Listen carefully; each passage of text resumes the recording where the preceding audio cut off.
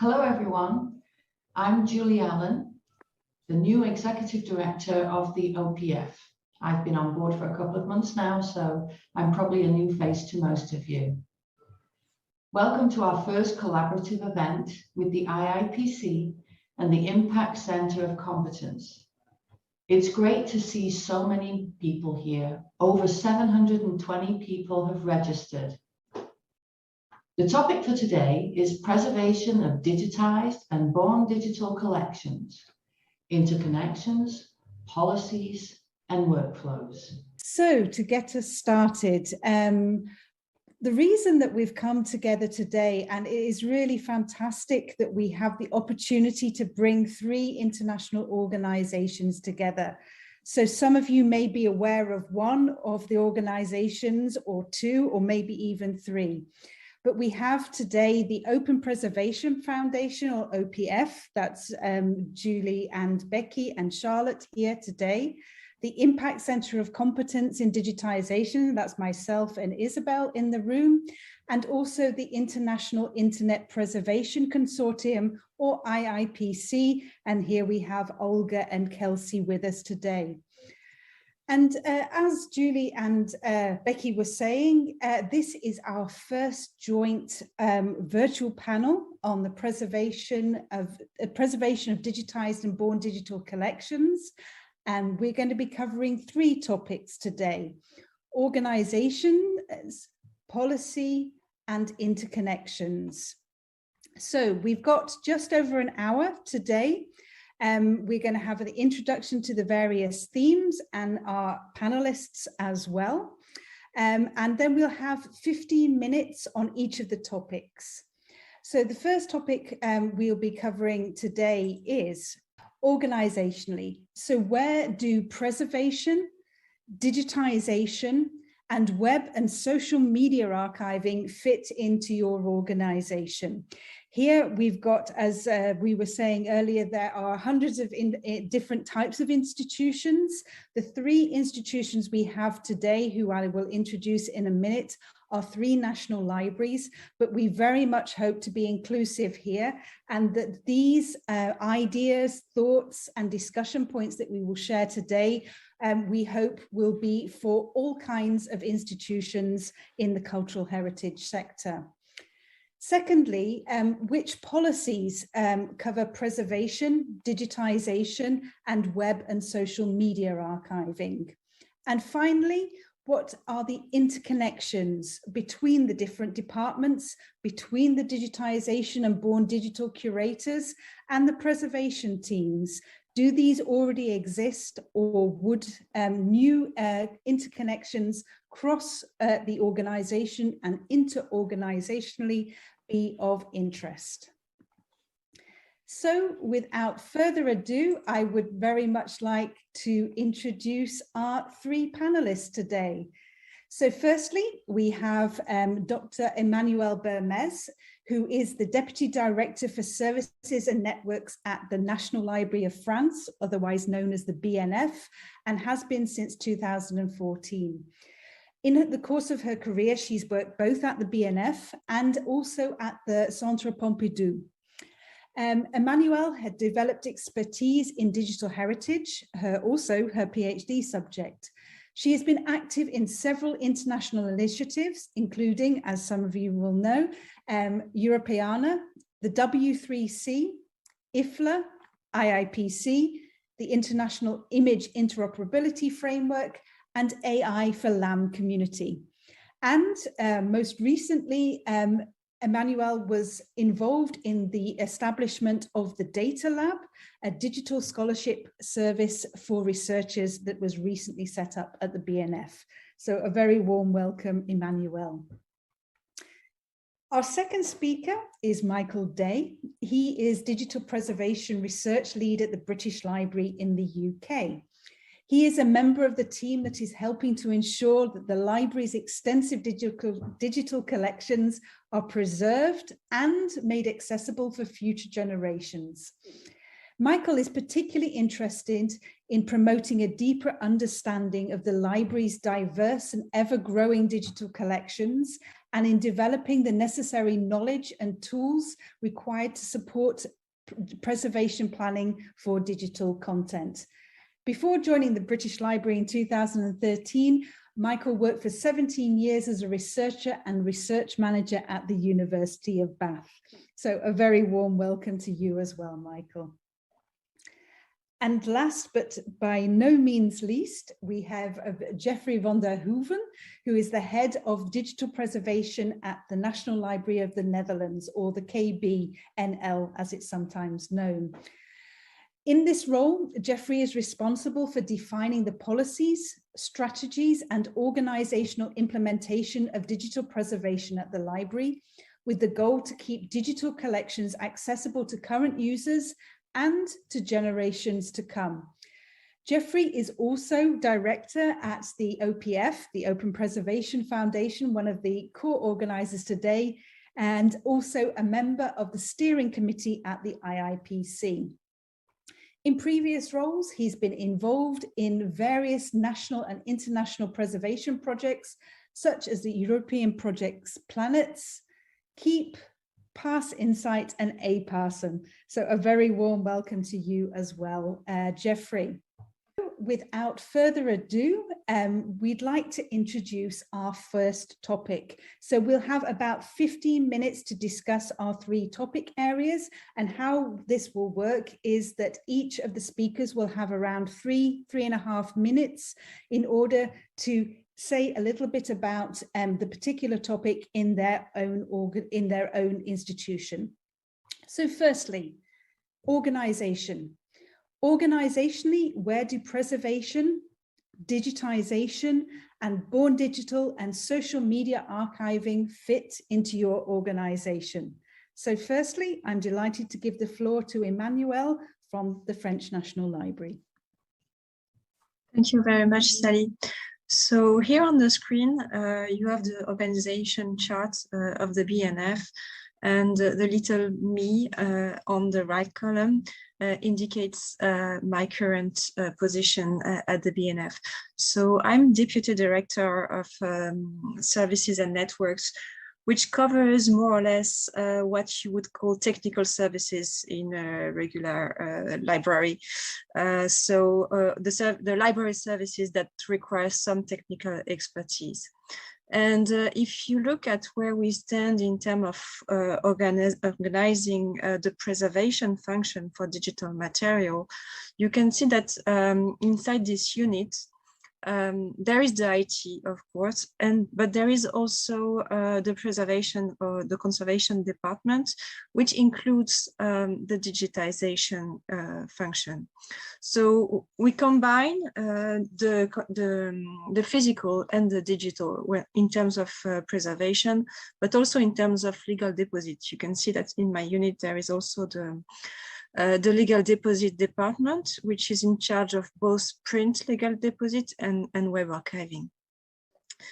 And so in order to perform these activities, we work with a lot of colleagues. So that's this bizarre cloud on the picture, and especially in the collections directorate, which is organized according to different types of collections or different topics.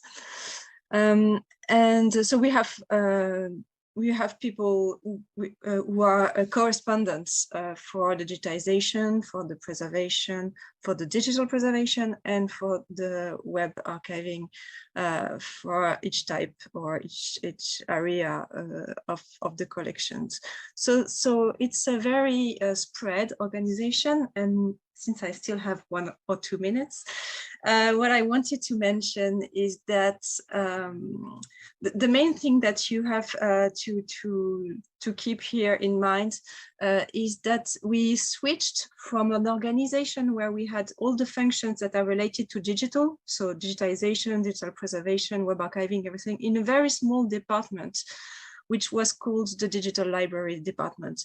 And we switched from that organization to a widespread organization where digital is everywhere in the library in 2008. So I think that's quite early in terms of digital transition from an organizational point of view. And it means that it's been more than 10 years, almost 15, that the preservation, digital preservation, digitization, and web archiving functions are really a collaboration between several professionals at the library. And for me, this is a great achievement in terms of digital transformation for an organization. When you switch from a situation where you have few people who are aware of this topic and able to manage it, to an organization where it's decentralized and all the professionals have a bit of digital in their activities. Fantastic. Thanks very, very much, Emmanuel. And indeed, it is very interesting to already see how the digital transformation has been happening over the last few years at the BNF. So I'm very delighted to hand the floor over to Michael and to tell about the activities at the British Library. Hello. The British Library is the National Library of the United Kingdom, and it's a very large research library in its own right. It's also, like the BNF, one of the UK's 6 legal deposit libraries. It has 2 sites. It's based partly in central London, partly in Boston Spa in Yorkshire. So from an organisational perspective, the library is quite a large one, and it's formally structured into 2 main divisions with an executive. So one of those divisions covers operations, which includes things like technology and reading room services, while the other one covers collections, which covers a whole range of other activities related to the custodianship of the library's physical and digital collections, as well as things like collection care, collection metadata, and the library's involvement in research more generally. I mean, like the BNF, I mean, the library has been working in a digital space for some years, some decades now. So digitization activities started in the mid-1990s with the Initiatives for Access program, and this has developed now into a large portfolio of activities which is conducted through our own studios as well as with partnerships with others, both for commercial and research. Selective archiving started in the mid-2000s with involvement in something called the UK Web Archiving Consortium, which was the first major UK web archiving activity. And since 2013, that has evolved into a more comprehensive activity, working with the other legal deposit libraries, developing a more comprehensive set of collections based on an annual capture of the UK web space, and as well as forming the basis of more selective special web collections. The library has many other digital collections of both digitised and born digital. These include ebooks, e-journals, maps, geospatial data, personal digital archive collections, sound and audiovisual content, and much, much more. So it is a large and complex collection. In terms of organisation, the key point to make, or the key point I want to make, is that they're very much a partnership across the whole library, which is the same as in the BNF. So the UK Web Archive involves colleagues both from technology, which is in operations, as well as curatorial colleagues from contemporary British publications. Digitalisation involves lots of parts of the library. So the studios are part of technology, but then we also have copyright experts from the library's executive, and many different parts of the collections division, including curators, collection specialists, the collection care team for preparation of items, Heritage Made Digital, which is an ongoing program, digital curators who have an interest in outreach, as well as the digital preservation team where I'm based. And digital preservation itself is a sort of collaboration across technology and curatorial colleagues as well. So in terms of supporting ingest functions and the library's preservation repository system. Some of the collaboration is institutionalized through internal committees. So for example, in the digitization space, we have committees for access and reuse or for digitization approvals. But ultimately, I think making all this work together depends on making good working relationships across the organization as a whole. Sometimes we do that through project-like activities. So for example, working on, we did a project working on emerging formats, interactive forms of publication of the other UK legal deposit libraries. So we worked across the organisation on that. So that involved contemporary British publications, the UK Web Archive, as well as collection experts and digital preservation team itself. In other cases, we tried to develop some more informal relationships. So, for example, a few years ago on World Digital Preservation Day, we held a sort of internal, informal staff open day where we brought the teams together to talk to colleagues, and those things can be quite useful as well. We also aim to work with others outside the organisation. We know we don't have all of the answers ourselves, so we work through all the organisations that organise this event, as well as the Digital Preservation Coalition. So I hope that gives a rough framework of what we do. We are collaborative. Thank you. Wonderful. Thanks very much, Michael, and both collaboration within and without or external to the organisation. And thanks very much, Michael. Now, over to the Netherlands and to Jeffrey, please take the floor.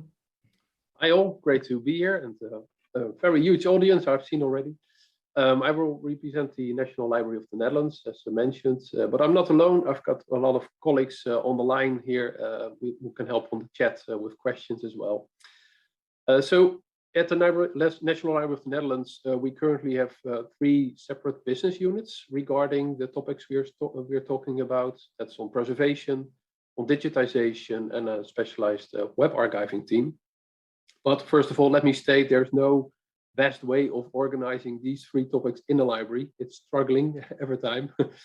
And every organization is different, of course, and is constantly in motion because of new challenges such as the transition to digital, or due to external factors as new regulations come in place. Something we experienced ourselves as well. Since 2015, our organization also got a new regulation on the public library domain, and that had a huge impact on what we do. What I tried in this slide is to depict a little bit of how these 3 organizational things evolved in the library. And the curved line indicates the amount of attention actually my library gave to the subjects that matter. And correlation, the different ways it was organized. So for example, digital preservation was really on a high in the early days and was concentrated in a dedicated department. But then it coped with a lack of focus for some years, and preservation was somewhat absorbed actually in a more general purpose department. And research became in that period quite limited. On the other hand, you can see that mass digitization, or digitization in general, clearly shows some sort of a steady basis. First with pilot projects in the early days, then larger projects on mass digitization, and finally being a mainstream and solid team as it is today. But now today, it becomes under pressure because of the transition to born digital collections and the increasing amount of time that it consumes. But it's really good, I think, to realize that this happens to any organization, and with this knowledge, also try to prepare for yourself. In the next slide, indeed, I would like to emphasize that we often face similar challenges.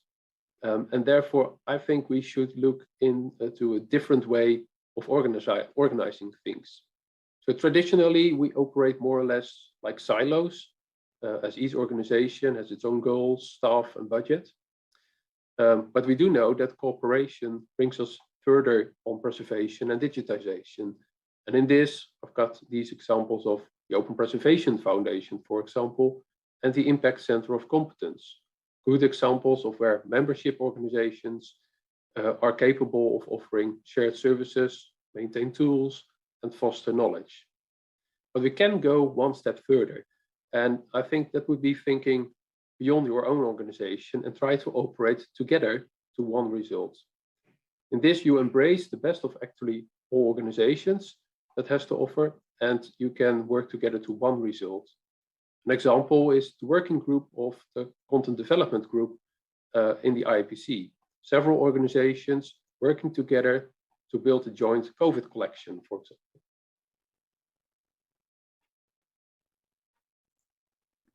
Brilliant, Jeffrey. Thanks very much indeed.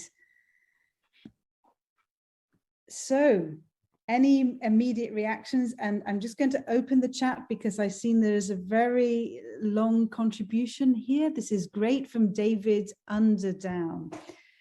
So let's look what it says here. So for comparison, at the National Archives in the UK, we have a digital archiving department and a web archiving department, both in the same digital directorate. Web archiving looks after the UK government web archive, which includes the capturers of various official social media accounts.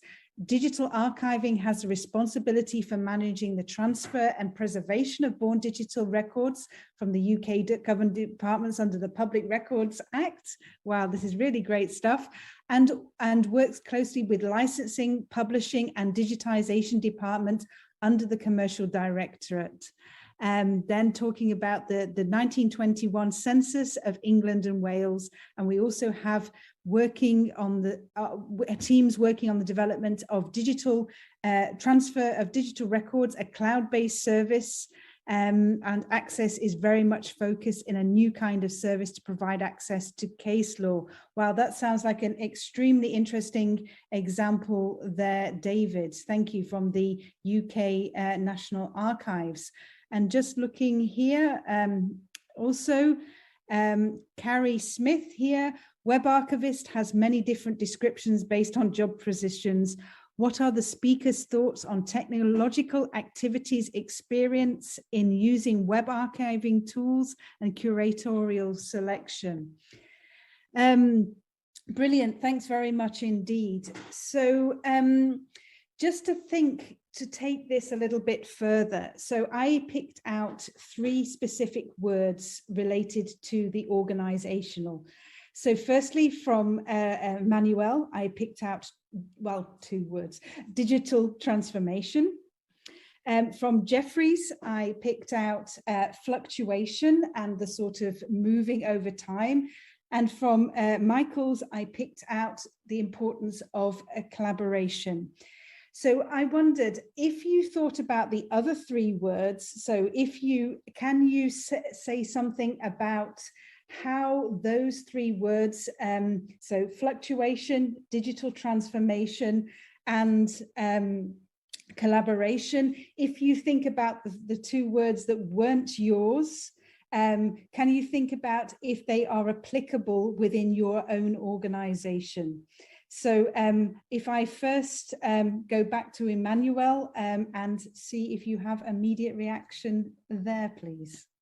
Yeah, I think collaboration is the easiest because obviously the more we upscale web archiving and digital preservation in general, the more it becomes a work that needs collaboration between different roles, different positions. And I really like the comment about that in the chat as well, because we have more and more teams with very different skills that collaborate with one another to deliver the projects. So the more material you try to ingest and preserve in your digital collections, the more collaboration you get.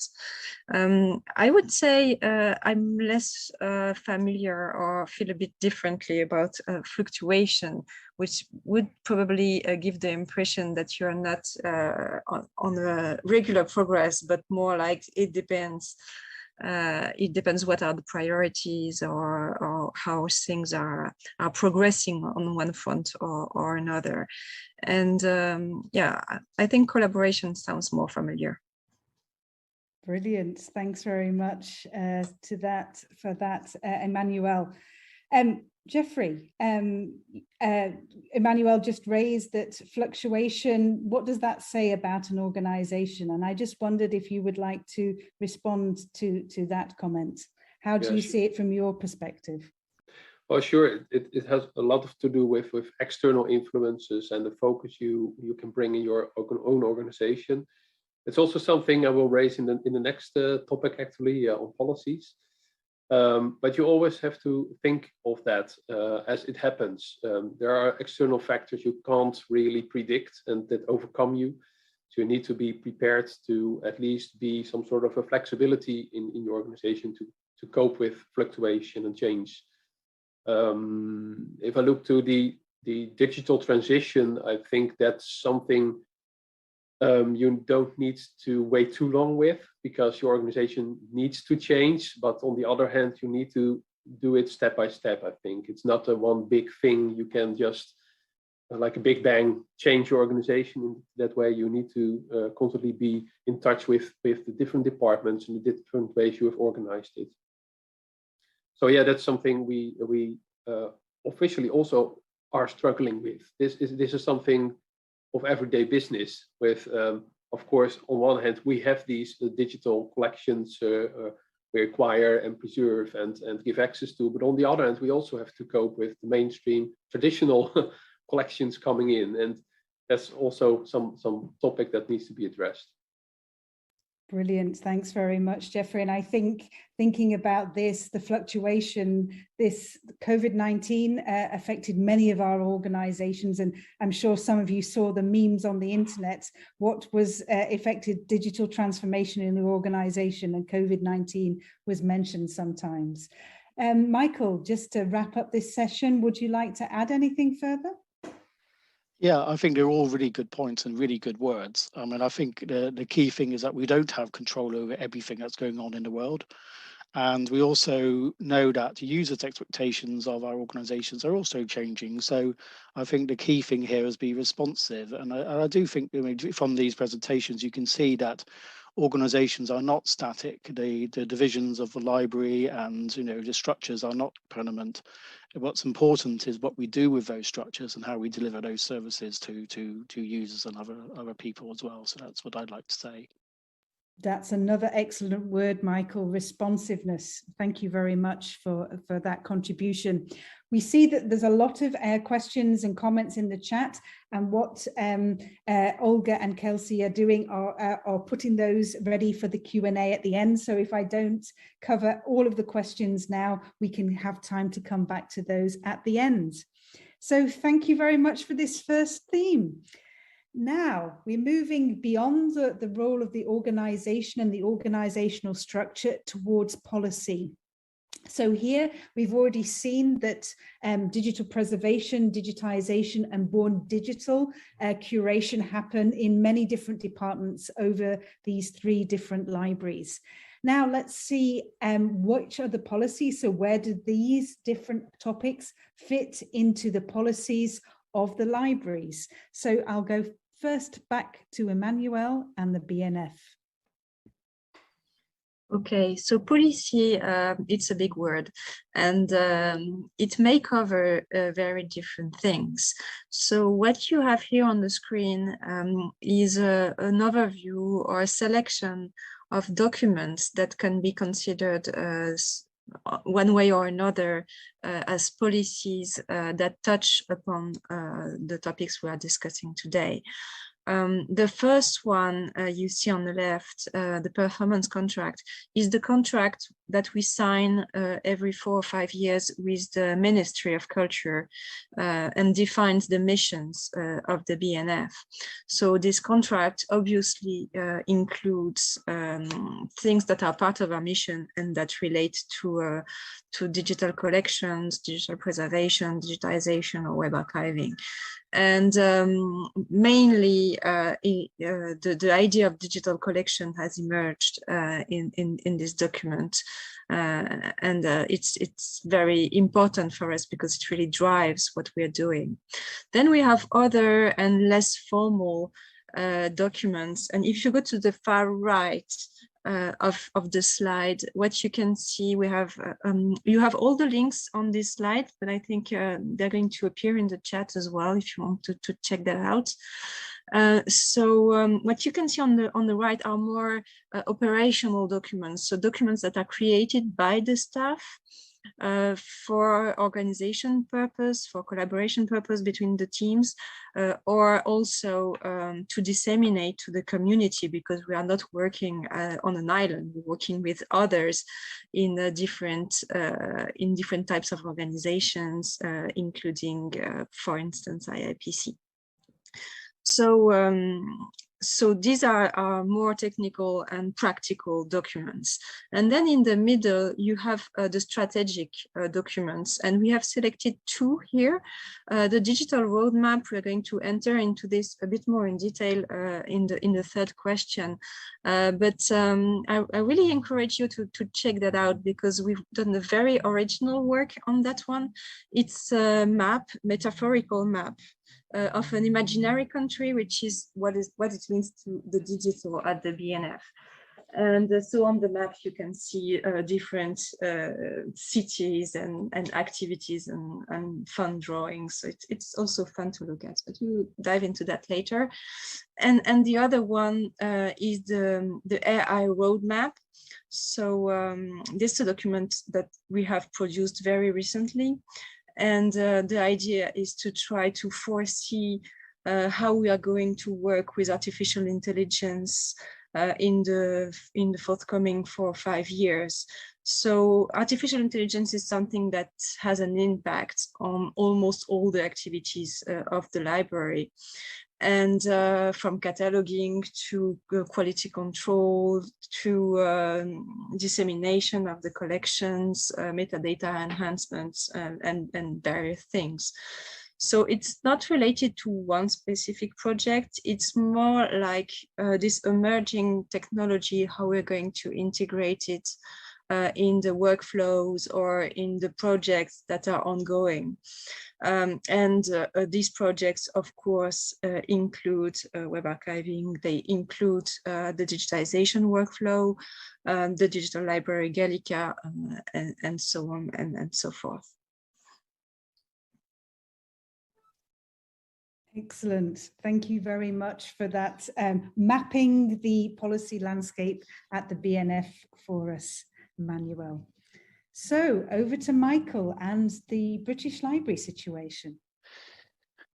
Hello. Yes, I mean, our situation is a bit similar to the BNF again, where we have many policy strategies and covering many different parts of our operations. So I think the key point to be made is that they are sort of structured. There's a hierarchical sort of nature. So there's the public version of the library's vision, which is known as Living Knowledge, and that provides sort of a broad framework for strategies and policies at a lower level. In general, most of the library strategies are public facing or have some public facing elements, but there's also a whole host of other sort of more detailed policy documents and guidance at a lower level, many of which are internal to the library and are no less important for that.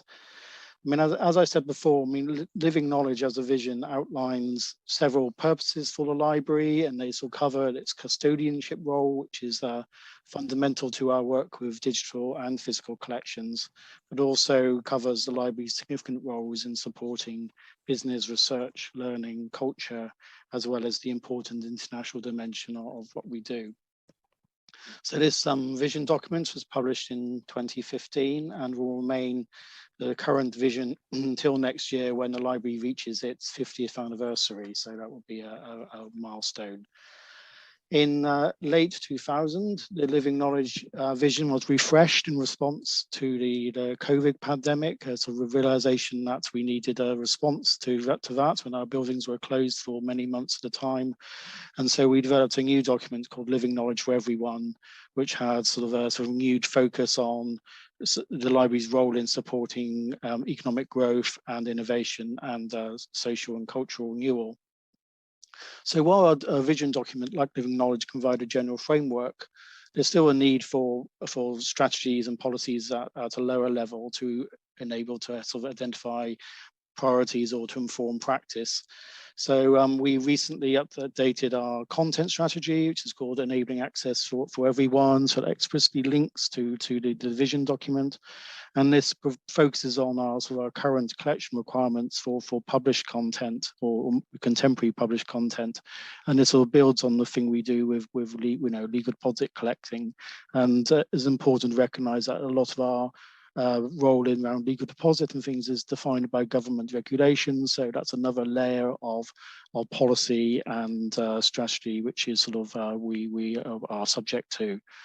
The library also has a digital preservation strategy, which is, I think its prime aim is to make it clear within the organisation and outside that digital preservation is a shared responsibility across the organisation, which in some ways takes us back to what I said in the organisational section of this panel.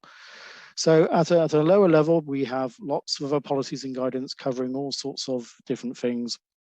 And I'm not going to go into them into a lot of detail here, but they do cover things like the access and reuse of the library's collections, both physical and digital, collection care policies, as well as things like things on open access or the use of unique identifiers. And they also include things like digitization technical standards, which I've used as an example here. So broadly speaking, they're hierarchical and but they're based in a vision of what the library's roles are. Wonderful. Thanks very much, Michael. And I think you talked there about shared responsibility across the different departments, but also interestingly, I really liked how COVID-19, you again returned to the responsiveness of the policy documents. So you were able to bring that into the British Library's policy and update things as a response there. So that was wonderful. Thanks very much. And Jeffrey, how are things policy-wise in the Netherlands? Sure, would like to update you on that. A bit similar, I think, to the BNF and BL, although I think we do have, well, a little bit less strategy documents and policies, but we do have them. So as said earlier, the amount of attention for preservation, web archiving, and digitization fluctuates over time. It's somehow something that touches me. And sometimes it's even heavily in such a way that it hampers important tasks or bring tasks at risk we need to perform. So I think to overcome this, we see actually policies, strategic documents, or even external audits as some kind of instruments that can help to keep remembering the organization, what and how things should be done, and keep us focused. So it's not only things to plan ahead or look forward, but also to create some sort of a stepping stones based on previous learnings. So in our situation, we every 4 years generate a new policy plan, which you can see here, and the links to it will be probably sent in the chat. And by doing so, we make sure digital preservation of these digital collections are always part of this plan as the first step. And based on that foundation, we work to improve our content strategy, including new goals, including also web archiving, for example. And on top of that, we create a preservation policy. So that's actually the core, I think, of the organization.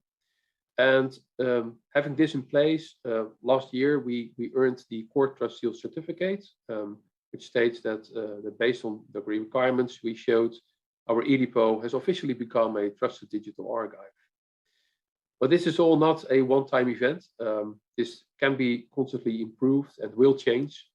So therefore, we also look in some sort of called plan, do, check, act cycle. After doing, we check and force ourselves to readjust the policies and the plans, for example, for each 2 years. And the CTS, the Core Trust Seal certificate, needs to be reviewed every 3 years. So that keeps us sharp, and we need to be up to date on that. So by doing so, we hope that the amount of attention on these 3 subjects also remains stable or even will grow over time, which is actually the curve showed in the diagram. So that's actually how we do it in the library. Great, thanks very much. And your talk, Jeffrey, has inspired some of the questions in the chat as well. So immediate reactions to policies. I think what I would like is to take some of the some of the questions from the chat and try to transform it into a merged question to all of you.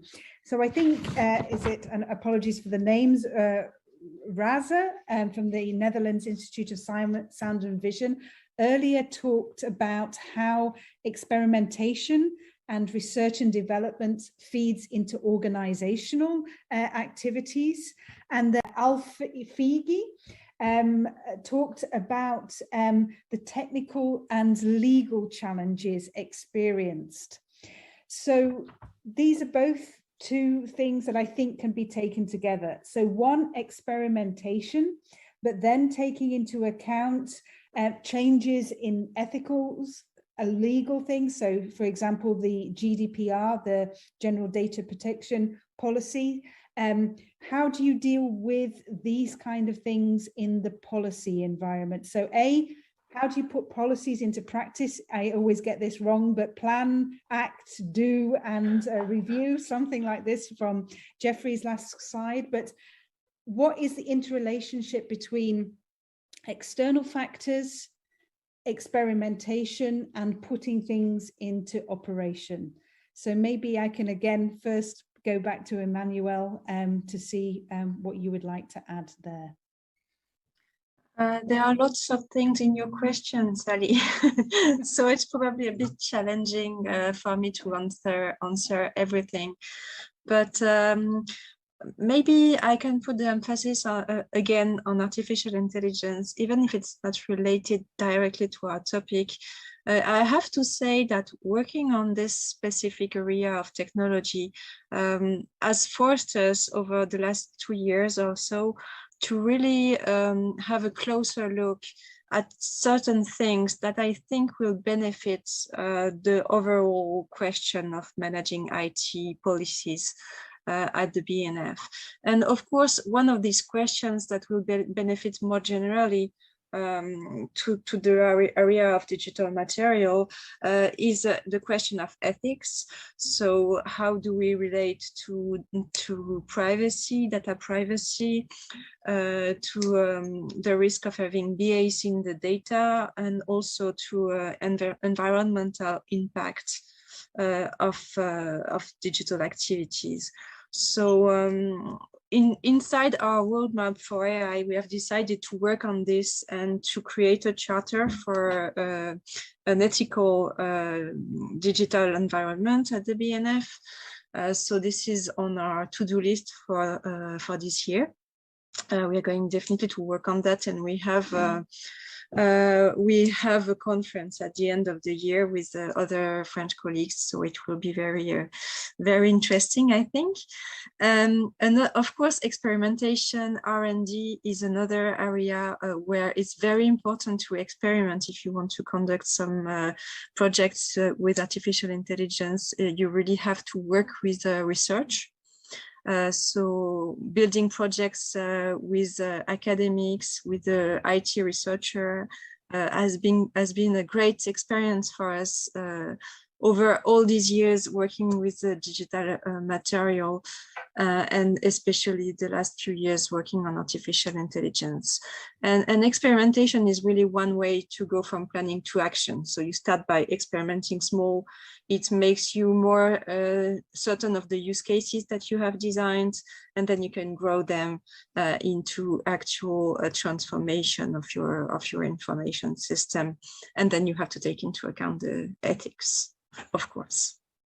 Wonderful. So from those very different themes, you managed to pick out some great ones. So AI, the ethical aspects, and then experimentation. And we can come back to that broader topic of research access to collections later.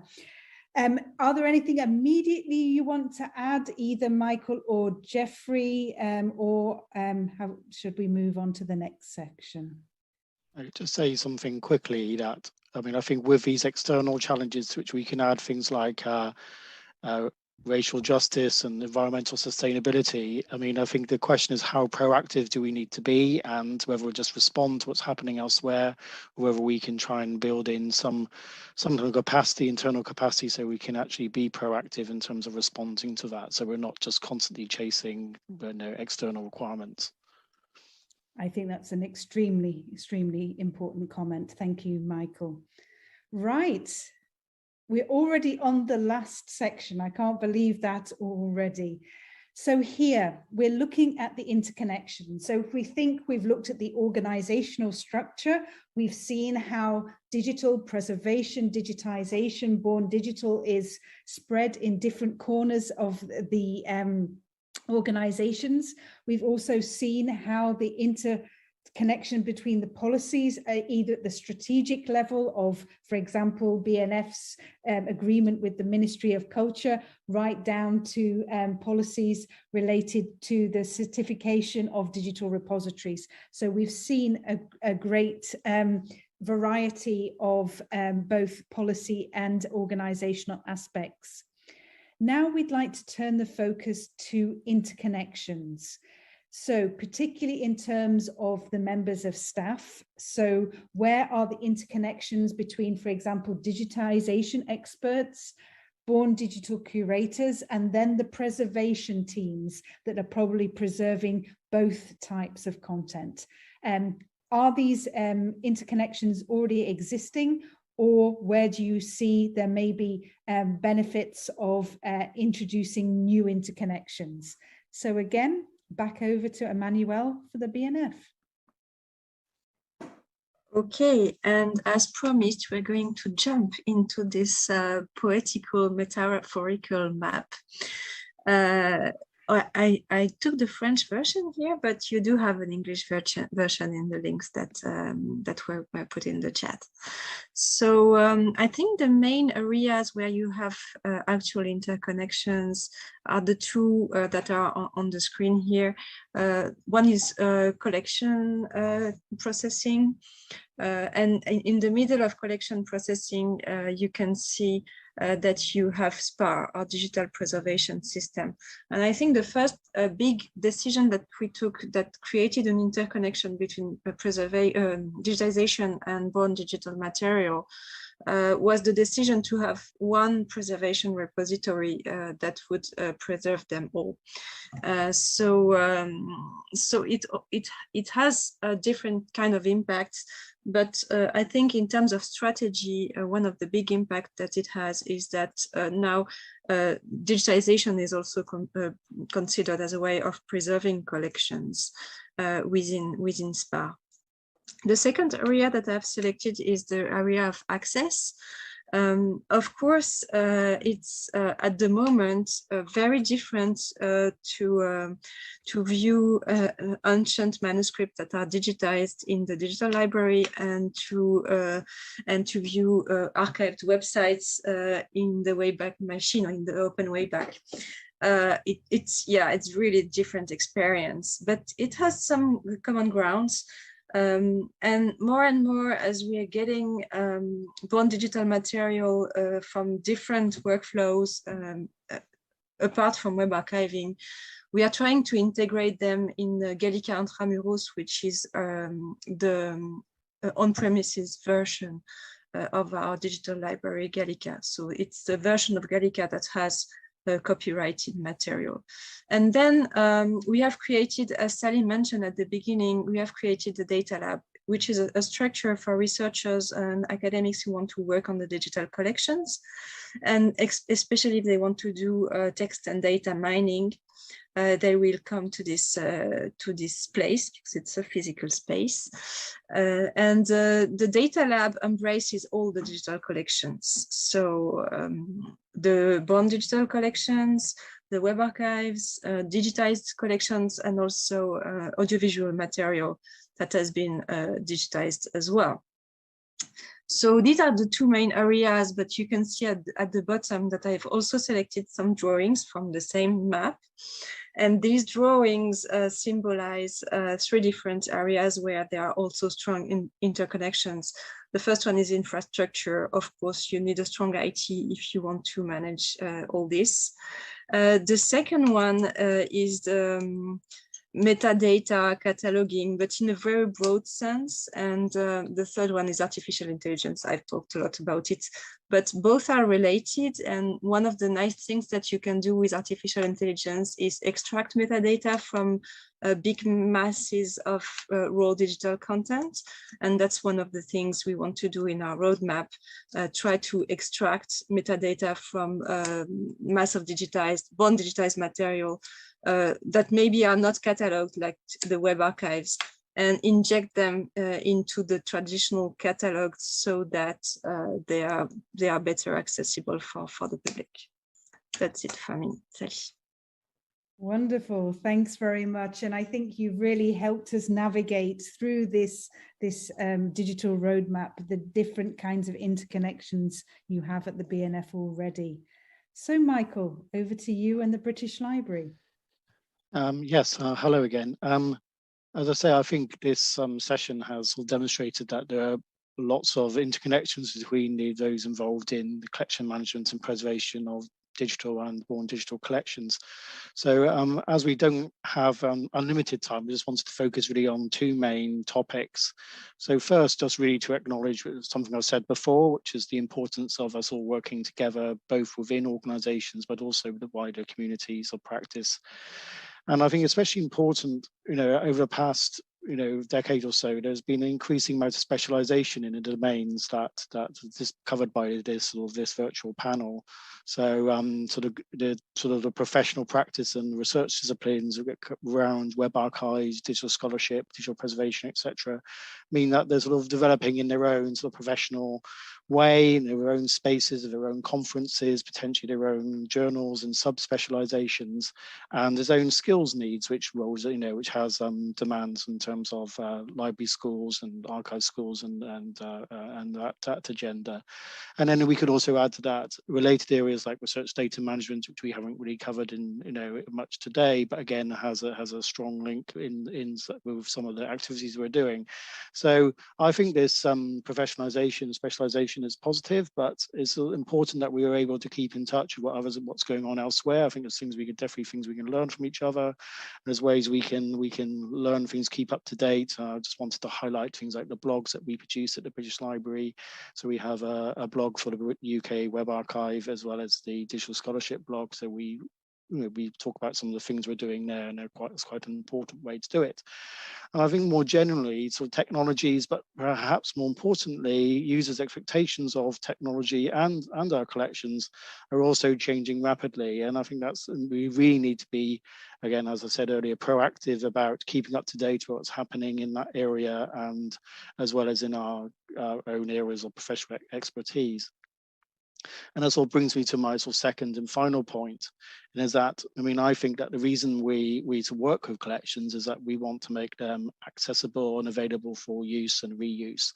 And we're lucky at the library to have an excellent digital scholarship team who are always looking out for innovative ways of using our collections and develop productive relationships with researchers as well. And so there's a couple of projects which I wanted to highlight. One is the British Library Labs, which have been doing a lot of work in trying to make use of the library digital collections, as well as research projects like Living with Machines, which is looking at how you can use mass digitized content to look at particular themes in the digital humanities. So I'll say the main point that I really wanted to make was that providing access to users is the main reason we're doing all this stuff, and that's what I wanted to really finish with. So thank you. Fantastic, Michael. And I do think this is extremely important. Why we are doing it for everything that we're doing here for. Thank you very much, Michael. Now, Jeffrey, how are things in the Netherlands? I spoke about business units and how to sustain our focus and activities in the organization. But I think, as the previous speakers also pointed out, that the interconnections are even more important. It is the people, of course, that make the organization, and good cooperation between the people across different teams will make the difference in the end. So the key question I was thinking of is, who should be in contact with who, actually?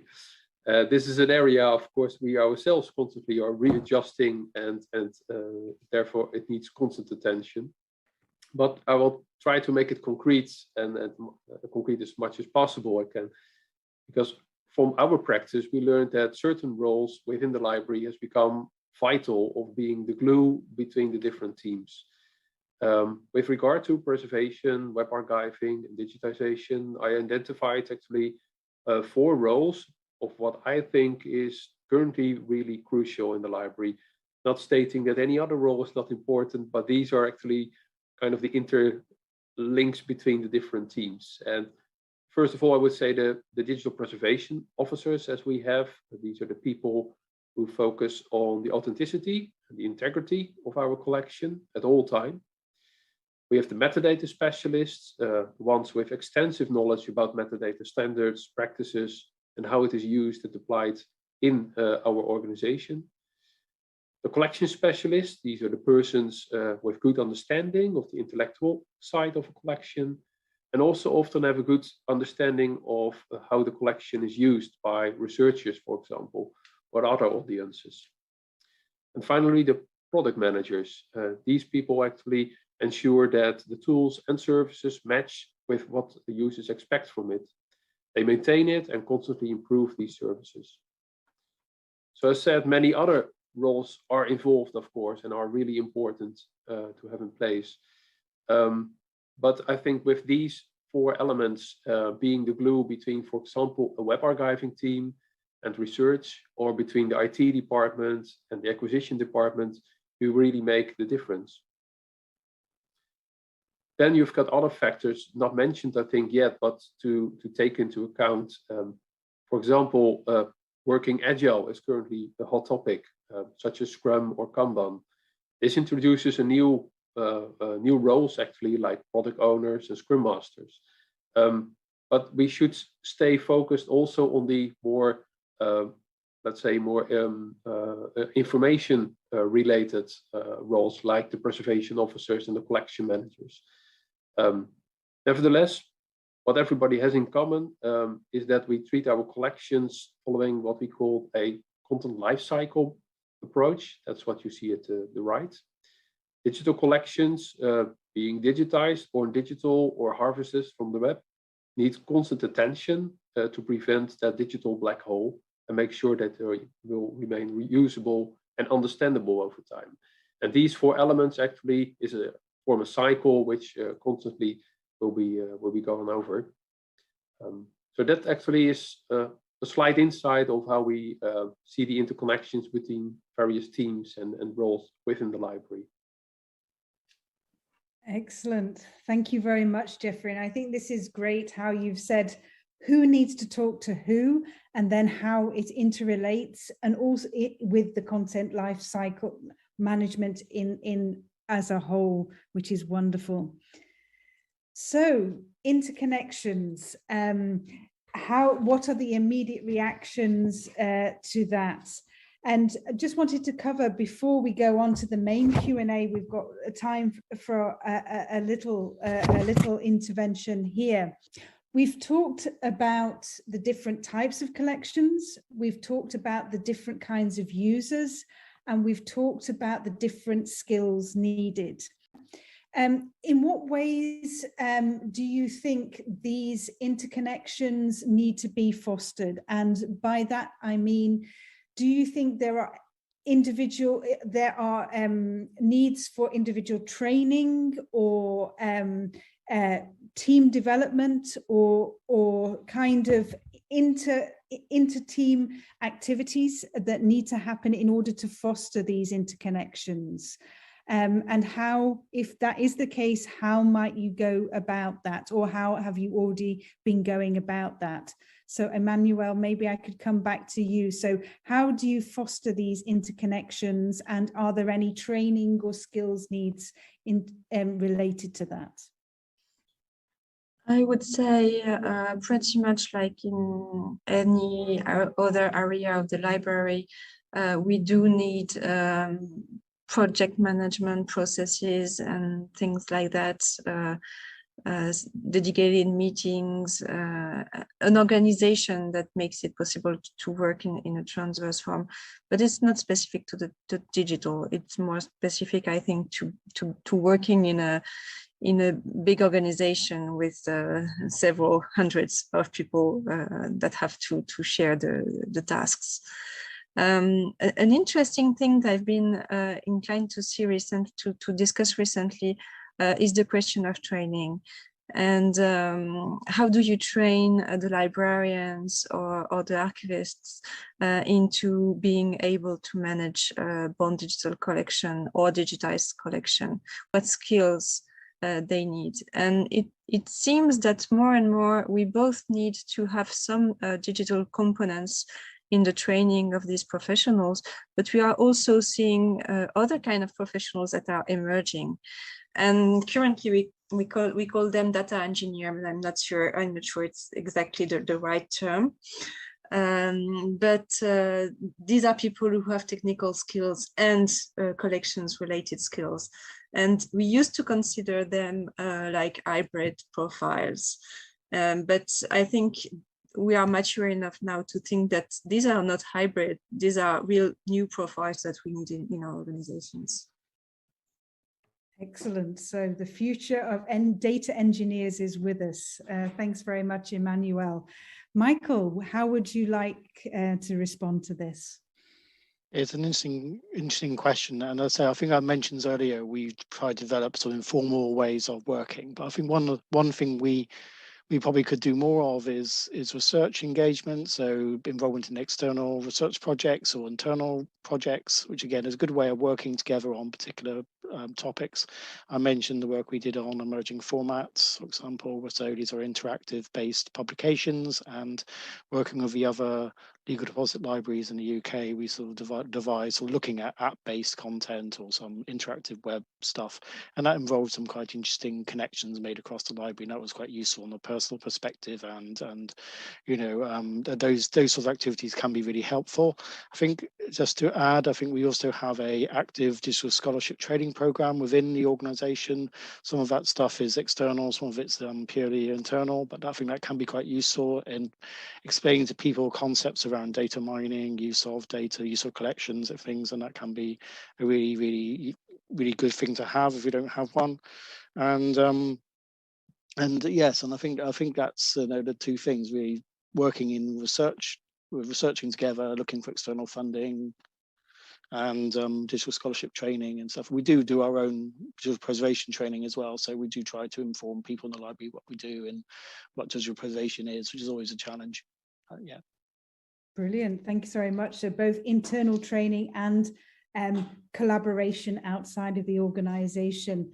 And anything you would like to add at this phase, Jeffrey? A lot has been said already.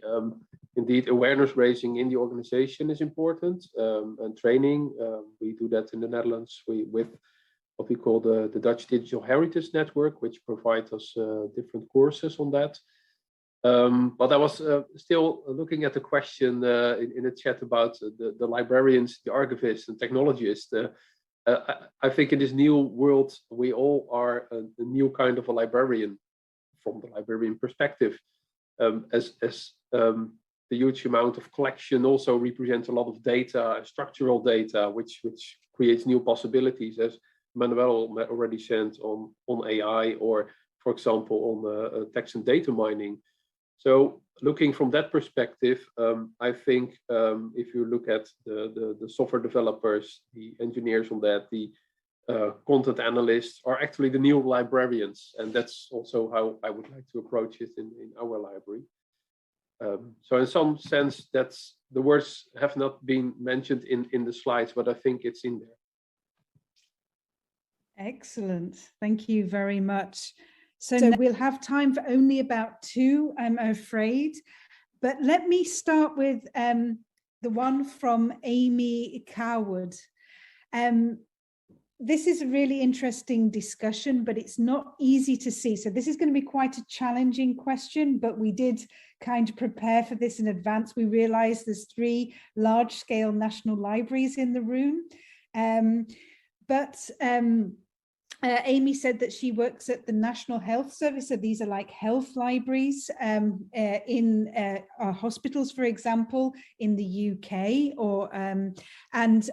How could we help, or how could we think of these kind of activities in smaller institutions?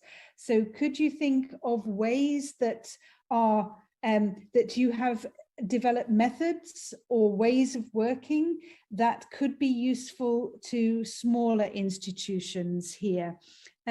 Maybe Emmanuel, do you have some ideas already? Yeah, I was taking note on this question because I really like this view, this perspective.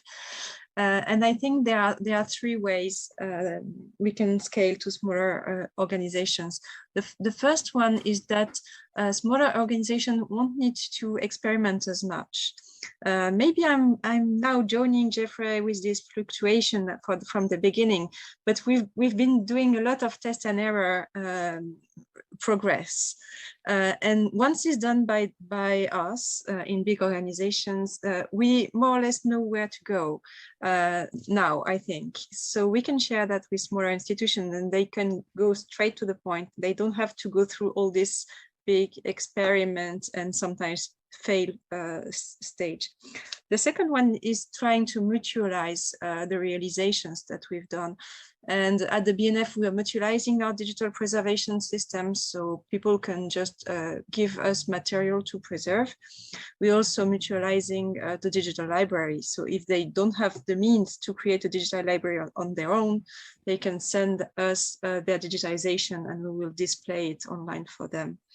And the third one, it's the data engineer profile. So if you look at how you create a team, if you don't have enough people, different people to have different skills, it's good to know that currently we are training young professionals that have both skills on collections and some technical skills, and they can do many things, even if you have just one of them. Excellent. Three excellent suggestions there, Emmanuel. Thanks very much. Michael, what are your thoughts on this? It's a very good question and one which I think we should maybe think more about. I mean, I think one of the things we realised working at the British Library is that other organisations look to us for good practice and things. So is good for us, I think, to be able to explain what we've been doing, explain what things we think are good, which things we think are bad, and we're not always set up to do that very well, in terms of outreach. So I think we need to be thinking about that a bit more. I think there's things, from the organizational point of view, there's often challenges that we don't face or face in a different way. For example, getting access to technology or being able to install tools, digital preservation tools, for example, web harvesting tools on, a small organization with a very tied down, maybe outsourced IT infrastructure. This is very, very difficult. And I don't know how we, address all of those challenges individually. I think one thing we can do as a library, we're open to, talking to people, working with people. One example being, for example, the special collections we do through the UK Web Archive. So we work with lots of external organisations to collect, web, to make sure that the UK Web Archive includes, sort of web collections in certain areas, including healthcare. So I think there are things we can do, but I think it's something we do need to be aware of far more. Absolutely, I 100% agree with that, Michael.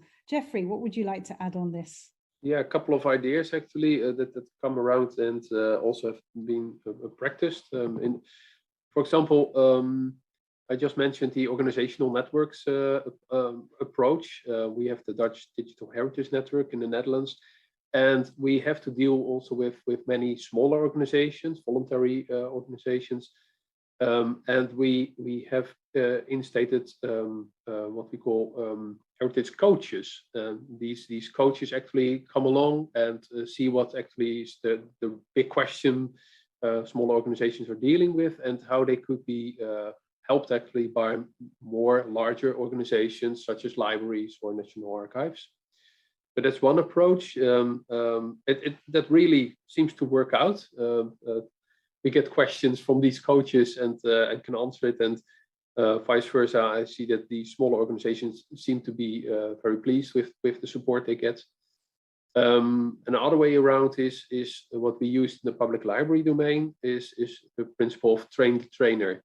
So you have trained one person, and that is able to also speak up and give the word through to the other people in the organization, and from then on it's the knowledge, the awareness raises, and the skills hopefully also come with that.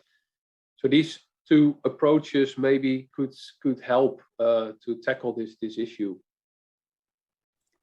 Brilliant. And I can't believe it, but we've got only 2 to 3 minutes left. So we can't unfortunately go through all the very rich questions in the chat, but that we'll come back to this at the end, but maybe we need another follow-up webinar based on this, because it's clearly a lot of discussion and very valuable topics. So just to finalize, you've come here and you've shared all your experiences, but we really hope that you've also learned something from being part of this webinar. So for each of the panelists, what is the key takeaway that you have from this webinar that you would like to go back to your organization and put into action? So maybe Emmanuel, if I could go over to you first again, please. Yeah, thank you, Sally. I will be very short. I really like the discussion that we had on the positions and profiles, the view that Jeffrey has proposed of how these different profiles interact, and the nice questions that we had in the chat. So remember to also use the traditional words like librarians and archivists when we're talking about this stuff. And I think it's really important. Great. Thank you, Emmanuel. Michael.